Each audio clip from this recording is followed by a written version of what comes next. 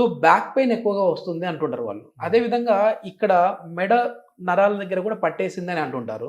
Okay. ఇది ముఖ్యంగా వాళ్ళలోనే రావడానికి కారణం ఏంటి సార్? దీనికి ఎట్లాంటి ట్రీట్మెంట్ ఉందంటారు? సో బ్యాక్ పెయిన్ అసలు ఫస్ట్ ఆఫ్ ఆల్ మన బ్యాక్‌ని చూసుకున్నట్టయితే మనకి వెన్నుపూసల మధ్యలో డిస్క్ ఉంటాయి. అంటే మనకి వర్టిబ్రల్ బాడీ వెన్నుపూస అంటే వర్టిబ్రల్ బాడీ మీద డిస్క్ ఉంటది. ఓకే. సో మనం చూసినట్టయితే ఇవి మెడకి సంబంధించిన వెన్నుపూసలు, మధ్యలో ఛాతీకి సంబంధించినవి, కింద lower back or lumbar. Okay. So జనరల్‌గా మనకి మూవ్‌మెంట్ ఎక్కువ ఉండేది మెడకి సంబంధించింది లోవర్ బ్యాక్‌లో. యెస్. సో అయితే ఎప్పుడైతే మనము ప్రాపర్ ఎర్గోనామిక్స్ మెయింటైన్ చేయమో, సో మీరు ఇంతకు ముందు అన్నట్టు బ్యాంక్ ఎంప్లాయీస్ కానీ సాఫ్ట్వేర్ కానీ వాళ్ళ సిస్టమ్ వర్క్ చాలా ఉంటుంది. సో సిస్టమ్ వర్క్ ఉన్నప్పుడు వాళ్ళు సరిగ్గా ప్రాపర్ ఎర్గోనామిక్స్ మెయింటైన్ చేయకుండా, అంటే ఎక్కువ కిందికి వంగినా ఆర్ ఇంప్రాపర్ పొజిషన్లో కూర్చొని సిస్టమ్ వర్క్ చాలాసేపు చేస్తున్నారు అనుకోండి, దీని మీద ఈ డిస్కుల మీద కొద్దిగా ప్రెషర్ ఎక్కువ పడుతుంది. సో